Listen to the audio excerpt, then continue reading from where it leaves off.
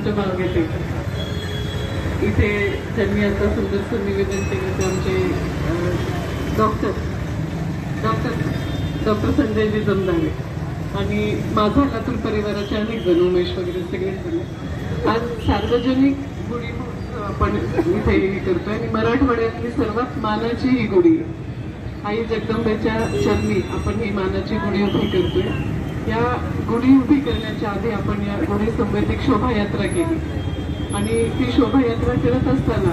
आम्ही सर्वजण सार्वजनिकपणे या लातूर नगरीतील प्रत्येक व्यक्तीला प्रत्येकाला धन धान्य सुख समृद्धी आरोग्य स्थैर्य लाभू दे अशी प्रार्थना मनाशी करत ही आई जगदंबेच्या चरणी आम्ही प्रदक्षिणा घेतली होती। सार्वजनिक गुढी उभारण्याचा एकमेव कार्यक्रम मला वाटतं की